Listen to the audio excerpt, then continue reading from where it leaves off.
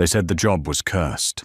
16 assistants in a single month, most left crying before their lunch break. Victor Costello was a paralyzed, ruthless crime lord who chewed people up for sport. But he never expected Juliet, a desperate, overweight single mother who absolutely refused to be broken. If you drove up the winding, frost-covered roads of the Hudson Valley in the winter of 2019, you might catch a glimpse of the Costello estate. Hidden behind wrought-iron gates and towering pines, it looked like a fortress. And in many ways it was. Inside sat Victor Costello, former undisputed king of the New York underground, now confined to a custom-built wheelchair. 2 years prior, a car bomb meant to end his life had only succeeded in severing his spine. It left him paralyzed from the waist down, steeped in chronic pain and vibrating with a bitter, explosive rage. Victor terrified his enemies, but he terrorized his staff. Since his accident, the mansion had a revolving door of personal assistants. They were usually young, timid, and entirely unprepared for a boss who would throw hot coffee at the wall because it was brewed 2 degrees too cold. No one lasted a day. Enter Juliet Jenkins. Juliet was 28, a single mother to a severely asthmatic 6-year-old boy named Leo, and she was at the absolute end of her rope, drowning in medical debt and facing eviction from her cramped apartment in Queens. Juliet didn't have the luxury of being intimidated. She was also a big woman, fat, curvy, carrying the physical weight of her struggles alongside the emotional ones. Society often made her feel invisible, or worse, treated her as an easy target for ridicule. But motherhood had forged her spine out of titanium. When the desperate temp agency sent her to the Costello estate, the recruiter, a nervous woman named Brenda, practically begged her to just survive. Until 5 p.m. "If you finish out the day, it's $1,000 bonus," Brenda had whispered over the phone. $1,000 meant Leo's inhalers. It meant groceries. It meant survival. When Juliet arrived at the sprawling mansion, the heavy mahogany doors were opened by Bruno, a hulking bodyguard with a scar across his jaw. He took one look at Juliet, at her worn-out, thrift store sensible shoes, her wide hips, and the cheap, poorly fitting blazer she wore over her thick frame, and smirked. "You lost, sweetheart," Bruno grunted, leaning against the doorframe. The kitchen staff enters through the back. Juliet didn't blink. She adjusted her battered tote bag on her shoulder. "I'm the new executive assistant. Now are you going to let me freeze on the porch, or are you going to do your job and show me to Mr. Costello?" Bruno's smirk vanished. He stepped aside, muttering under his breath, and led her through the labyrinthine halls of the estate. The air inside was suffocating heavy with the smell of expensive cigars and unspoken fear. She was led into a massive, dimly lit library. Sitting behind a sprawling oak desk was Victor Costello. He was a striking man in his late 30s with sharp features and cold, hollow eyes. The moment Juliet stepped into the room, Victor didn't even look up from his ledgers. "Get out!" Victor rasped his voice like grinding stones. "I haven't even introduced myself," Juliet replied calmly, walking closer. Victor finally looked up. His eyes scanned her up and down, dripping with undisguised contempt. "I don't care who you are. You're not cut out for this. You'll be crying in your car in 20 minutes. I asked for a competent assistant, not a whatever this is. Get out before I have Bruno toss you out." To emphasize his point, Victor violently swept his arm across the desk. A heavy crystal whiskey tumbler shattered against the hardwood floor, sending shards of glass flying just inches from Juliet's cheap shoes. Silence echoed in the massive room. Victor waited for the inevitable tears. He waited for her to run. Instead, Juliet let out a long, exhausted sigh, the exact same sigh she used when her 6-year-old threw his toys at the wall. She calmly walked over to a nearby closet, retrieved a broom and dustpan, and walked back to the desk. "I'm fat, Mr. Costello, not fragile," Juliet said, her voice deadpan as she began sweeping up the glass. "And if you think a broken cup is going to scare off a woman who has wrestled a screaming toddler into a snowsuit at 6 a.m.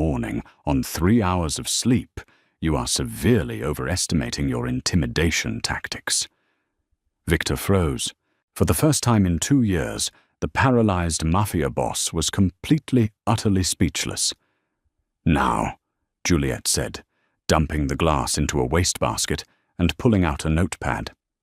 "I need your schedule for the week, the contacts for your physical therapists, and I suggest you use your words next time you're upset. Throwing things is for children." Victor stared at her, a muscle feathering in his jaw. Slowly, a dark, dangerous smirk touched the corner of his lips. "You're either the bravest woman I've ever met, or the stupidest." "I'm a mother with rent due," Juliet replied flatly. "What's my first task?" "Against all odds." Juliet survived the first day. Then she survived the first week. Her presence in the Costello estate was an anomaly that sent ripples through the underground syndicate. Victor was relentless, pushing her to her physical and mental limits. He would deliberately schedule meetings on the opposite ends of the massive estate, forcing Juliet to hustle her heavy frame up and down the long corridors. He would bark cruel insults about her weight, her clothes, her background. But Juliet was a fortress. When he mocked her size, she didn't shrink. "If my weight is the most interesting thing you can insult, you're losing your edge, boss," she told him one Tuesday, casually reorganizing his confidential files. "Now do you want to review the shipping manifests from the docks, or do you want to keep giving me diet advice you read in a magazine?" Slowly the dynamic began to shift. Victor's cruelty turned into a bizarre, gruff form of respect. He realized Juliet's mind was razor-sharp. Because the guards, the capos, and the rival associates dismissed her as just a fat secretary, they spoke freely around her. Juliet soaked up everything. She caught a discrepancy in the accounting that saved Victor $250,000. She organized his chaotic life with maternal precision. But as the weeks bled into a brutal February, Juliet began to notice something terrifying. Victor was declining. On the days he was scheduled for physical therapy, he was lethargic, his speech slightly slurred, his sharp eyes clouded. The estate's private nurse, a slim, arrogant woman named Clara, claimed it was just the progression of his nerve damage and prescribed heavier painkillers. Clara openly despised Juliet. She would make sneering comments in the staff kitchen, laughing at Juliet's Tupperware lunches and tight clothes. But Juliet ignored the mean girl antics. Her focus was on Victor. Having nursed her own ailing grandmother through severe illness before she passed, Juliet knew what over-sedation looked like. One evening after the rest of the staff had turned in, Juliet stayed late in Victor's private study. She was supposed to be filing, but she watched him struggle to keep his head up over a chessboard. "You look terrible," Juliet noted, not mincing words. "Always a flatterer, Jenkins." Victor mumbled, rubbing his temples. "My legs. The phantom pain is worse. Clara gave me my pills an hour ago, just waiting for them to kick in." Juliet frowned. She walked over to his side table, where the little plastic cup of pills sat empty. She remembered the color of the capsules Clara usually administered. They were typically white and blue. But a faint, powdery residue at the bottom of the cup looked distinctly yellow. "Mr. Costello," Juliet said, her voice lowering. "Who handles the pharmacy pickups?" "Clara does." "Why?" Victor blinked, trying to focus on her. "Because I think you're being poisoned." Victor's head snapped up a flash of the old dangerous mafia boss cutting through the pharmaceutical haze. "Watch your mouth, Juliet. Clara has been with me for a year. And I've been with you for a month, and I'm telling you, someone is slipping you a sedative, Juliet insisted, planting her hands on her wide hips. You're a sitting duck. You're tired, you're compliant, and you're not paying attention to your territories. Who benefits if you're too weak to run the family? Before Victor could answer, the heavy oak doors of the study burst open. Bruno rushed in, his face pale, gripping a suppressed handgun. "Boss," Bruno panted, locking the door behind him. "We have a breach. The perimeter alarms on the east wing just got cut. 3 armed men just bypassed the outer gate." Victor tried to push himself up in his wheelchair, but his arms trembled violently. The drugs in his system were pulling him under. He cursed, slamming a fist against the armrest. I can't see straight. Bruno, get my piece from the safe." "The safe is on a time lock, boss. It's past midnight." Bruno panicked. Gunfire popped in the distance, a muffled, terrifying sound echoing through the massive halls of the mansion. The rivals had chosen tonight to strike, knowing the Iron Ghost was incapacitated. Juliet's heart hammered against her ribs. She thought of her son Leo, sleeping in his bed miles away in Queens. She could not die here. She refused to leave her son an orphan. She grabbed the heavy iron fire poker from the fireplace. "Bruno." Juliet ordered, her voice cutting through the panic like a whip. "You take the door. Mr. Costello, get behind the mahogany desk. The wood is thickest there." Victor stared up at his overweight, underpaid assistant, wielding a fire poker like a broadsword, her eyes blazing with fierce maternal survival instinct. "You heard the woman," Victor growled to Bruno, fighting the heaviness in his eyelids. "Move!" The footsteps in the hallway grew louder. They were coming right for the study. The heavy oak doors of the study splintered inward with a deafening crash. Wood shards rained across the Persian rug as 2 men dressed in black tactical gear burst into the room, assault rifles raised. Bruno didn't hesitate. The hulking bodyguard fired twice, his suppressed weapon making a deadly thwip-thwip sound. The first intruder dropped instantly, a red bloom expanding across his chest. But the second attacker lunged forward, returning fire. A bullet grazed Bruno's shoulder, spinning the massive man around and sending him crashing into a glass display cabinet. Bruno. Juliet screamed, her maternal instincts completely overriding her fear.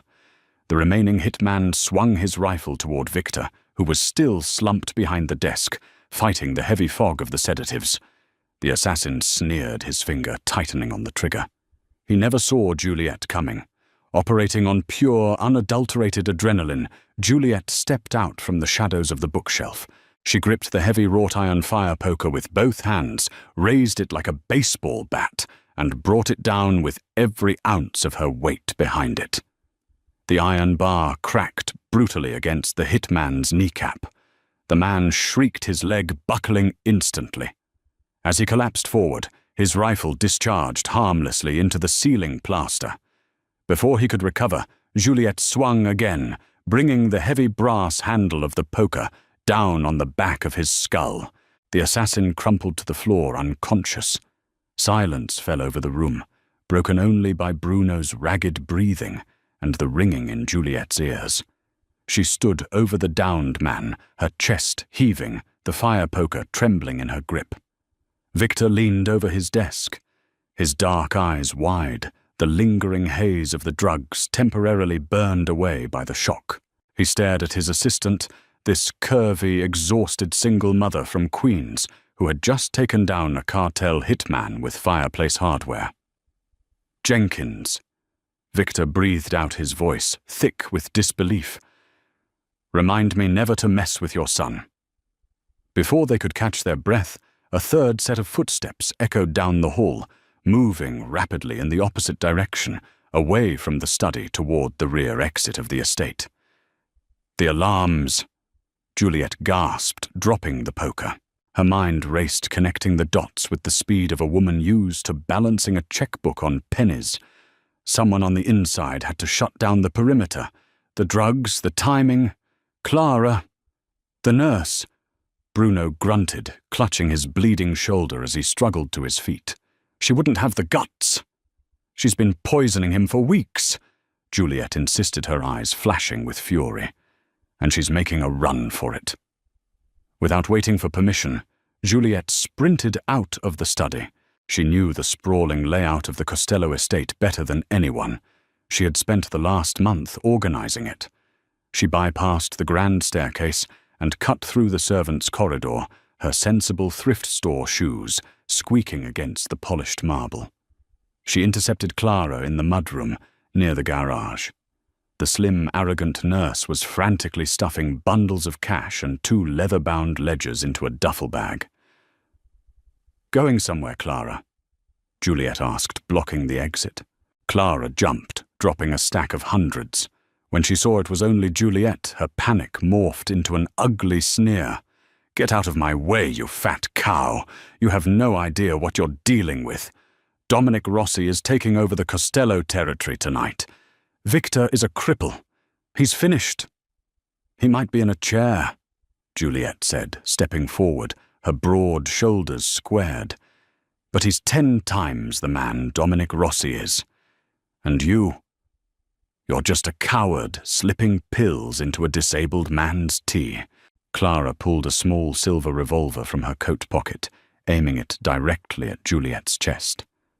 "I said move. Your weight might stop a lot of things, sweetie, but it won't stop a bullet." Juliet looked at the gun. She thought of her 6-year-old Leo. She thought of the hospital bills, the eviction notices, the nights she cried herself to sleep, feeling completely powerless against a cruel world. She was done feeling powerless. "You're holding that safety catch wrong," Juliet bluffed smoothly, her voice completely deadpan. Clara instinctively glanced down at the gun. It was a split-second distraction, and it was all Juliet needed.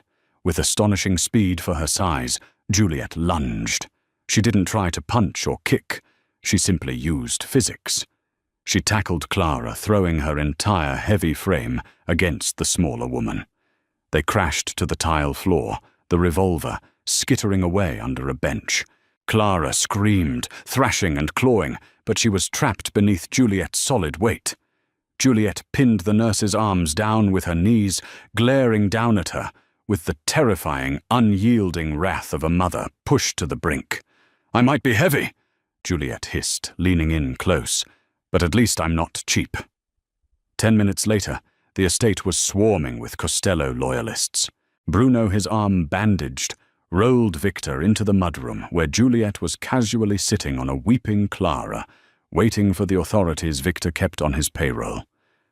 Victor looked at the stolen ledgers, the scattered cash, and the terrified traitor pinned beneath his assistant. He looked at Juliet, whose cheap blazer was torn, and hair was a messy, frizzy halo around her face. To everyone's shock, Victor Costello threw his head back and laughed. It was a deep, booming sound that echoed through the halls, a sound the mansion hadn't heard in 2 years. "Bruno," Victor chuckled, wiping a tear from his eye. "Double her salary." The cleanup of the Costello estate was swift, efficient, and brutally quiet. Dominic Rossi's hostile takeover failed spectacularly the moment Victor's trusted capos realized their boss was no longer incapacitated by Clara's slow, methodical poisoning. Once the sedative haze lifted, the Iron Ghost returned with a vengeance. Within 48 hours, the Rossi syndicate was systematically dismantled, and the freezing streets of New York quietly acknowledged that Victor Costello was back in absolute control. But inside the heavily fortified walls of the estate, the real shift in power had nothing to do with the Mafia. It had everything to do with Juliet. The morning after the attack, the air in the mansion still faintly smelled of bleach and cordite. Victor summoned Juliet to the sunroom.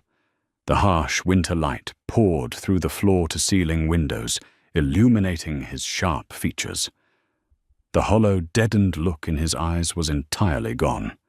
In its place was a burning, intense clarity that commanded the room. "Sit," Victor commanded, pointing a steady finger toward a plush velvet armchair opposite his wheelchair. Juliet, exhausted, bruised from tackling Clara and running on purely adrenaline and cheap instant coffee, sank into the chair with a heavy sigh.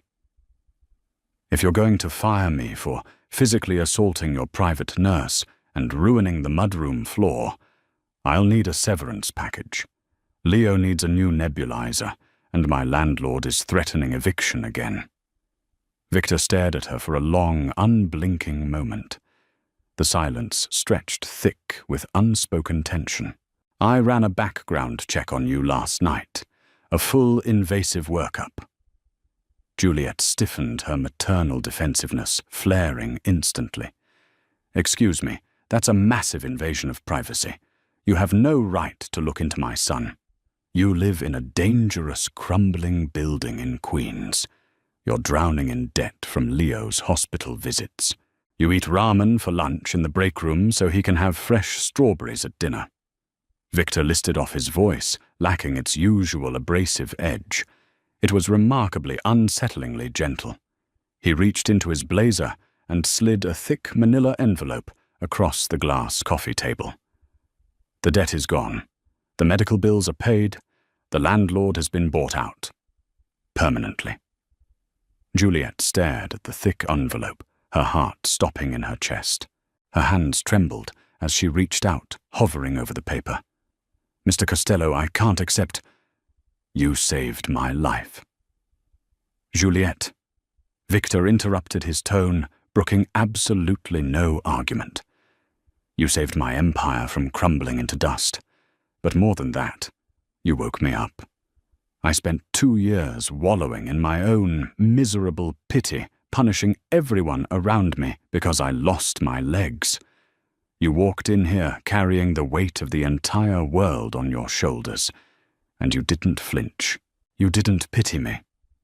He wheeled himself closer, the electric motor humming quietly, until he stopped just inches from her knees. I don't want you living in Queens anymore. It's not safe. Rossi's surviving men might have seen your face, and I protect what is mine. I have a guest house on the East Lawn. It has 3 bedrooms, a private kitchen, a security detail, and a garden. I want you and Leo to move in by the weekend. Juliet swallowed hard, the immense relief finally cracking her stoic facade as tears pricked her eyes. Why are you doing this? Because, Victor said softly, reaching out to gently touch her bruised knuckles, his thumb grazing her skin. I need you to stay. The new arrangement, moving to the Costello estate, changed everything. Leo, a shy boy with big anxious eyes and a chronic wheeze, was initially terrified of the massive looming mansion and the armed guards patrolling the grounds. But Victor completely dismantled his own terrifying blood-soaked reputation for the sake of the 6-year-old boy. The ruthless mafia boss installed a custom ramp in the Grand Library, not for his own accessibility, but so he could race remote-controlled cars with Leo on the polished hardwood floors. He hired the best pediatric pulmonologist in the state of New York, putting the doctor on an exorbitant retainer to visit the estate weekly.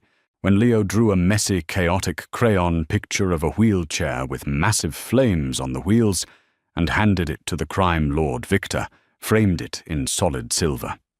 He placed it squarely on his heavy oak desk, right next to his extortion ledgers and a loaded firearm. As the brutal winter thawed into a tentative blooming spring, the dynamic between Victor and Juliet evolved into something undeniable. Juliet was no longer just an assistant. She was his absolute confidant. She ran the legitimate fronts of the business with ruthless efficiency, her sharp mind catching financial discrepancies that even Victor's seasoned accountants missed. The gala and the glass slipper. But society's cruel conditioning is deeply ingrained, and money cannot instantly erase a lifetime of insecurities. One evening in late May, Victor hosted a lavish private gala at the estate for his highest-ranking associates to celebrate the syndicate's record-breaking quarter. Juliet attended wearing a beautiful flowing emerald green silk gown, that Victor had secretly had custom-tailored to her exact measurements. Despite the stunning dress and the flawless makeup, Juliet felt horribly exposed. Surrounded by the impossibly skinny, surgically enhanced wives of the capos, she felt her old demons creeping back. She stood near the champagne fountain, acutely aware of the space she took up. Then she caught snippets of hushed whispers from a group of women standing nearby. Look at her arms. Why does the boss keep her around? She's huge. I heard she used to be a temp. She looks more like a bouncer than a date. He must be keeping her out of pity. Humiliated, the familiar sting of lifelong mockery burned in Juliet's throat. She slipped away from the glittering ballroom, retreating to the humid, quiet sanctuary of the estate's sprawling conservatory, hiding among the towering ferns and blooming orchids. She wrapped her arms around her stomach, fighting back tears, feeling like an imposter in a world she didn't belong in. A few minutes later, the soft hum of electric wheels announced Victor's arrival. He navigated his chair through the dense foliage. His jaw clenched, his face set in a terrifying, murderous scowl. "I threw them out," Victor announced bluntly, his voice echoing in the glass room. Juliet wiped her eyes quickly, trying to feign composure. "Threw who out?" "Silvio, his wife, and the rest of their shallow entourage. I told Silvio if his wife ever disrespects my right hand again, I'll strip him of his territories and feed him to the Hudson." "Victor, no!" Juliet gasped, turning to him in alarm. "You can't alienate your best capos because of petty gossip. They're right anyway. I don't fit in with them. I stick out like a sore thumb." "Good," Victor growled, wheeling himself closer until he could reach out and take her hands. "I don't want you to fit in with them. They are shallow, hollow parasites. You are real." "I'm fat, Victor," Juliet whispered, her voice breaking, as she finally voiced the deep-seated insecurity that had haunted her. "I'm a heavy, exhausted mother with stretch marks and a cheap background. I'm not mafia royalty. I'm not what men like you want to show off." Victor looked up at her, his dark eyes blazing with an intensity that entirely stole her breath. He gently pulled her closer by her hands until she was standing between his knees, the emerald silk of her dress pooling around his chair. "Juliet, look at me," he commanded, his voice a low, vibrating rumble. She met his gaze, her heart pounding a frantic rhythm against her ribs. "For 2 years I despised my own body." Victor confessed his words raw and stripped of all his usual armor. "I hated that it was broken. I hated that it couldn't do what it used to. I felt like half a man. But when I look at you, I don't see flaws. I see a body that has fought tooth and nail for survival. I see the soft curves that kept a sick child safe and warm when you had nothing. I see the immense physical strength that stepped between me and a cartel bullet without a second thought. Your body is a testament to your unrelenting power. It is magnificent and it is perfect." He reached up his calloused fingers, tracing the curve of her wide hip with incredible reverence, as if she were a priceless work of art. "You are the most beautiful, formidable woman I have ever known. You are my equal in every way, and I am entirely at your mercy." Juliet's breath hitched. For the first time in her 28 years, she wasn't being fetishized in secret, and she wasn't being insulted in public. She was being truly, completely seen and worshipped. She leaned down, closing the distance between them, and pressed her lips to his. The kiss was explosive, a collision of 2 unyielding forces. It held all the pent-up tension of the last 4 months, the fear, the survival, the quiet nights working by lamplight, the shared laughter over Leo's antics. Victor's strong arms wrapped securely around her thick waist, pulling her flush against him, grounding her in a way she had never experienced. The Empire, redefined.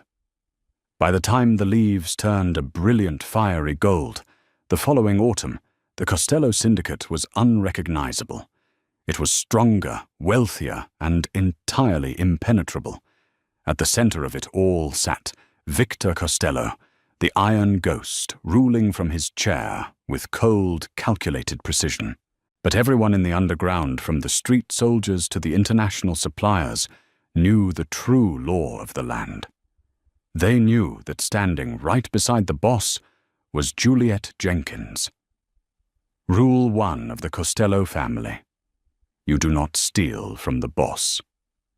Rule 2 of the Costello family: you do not cross the boss's borders. Rule 3, the absolute undeniable law: you never under any circumstances show disrespect to the boss's queen or her son. She was no longer the desperate broke temp worker, begging for a daily bonus just to survive. Juliet was draped in custom silk that hugged every glorious curve of her body. She managed multi-million-dollar portfolios, stared down the most dangerous men in the city without blinking, and was always home in time to read Leo bedtime stories. She had walked into a cursed job facing down a monster who tried to break her.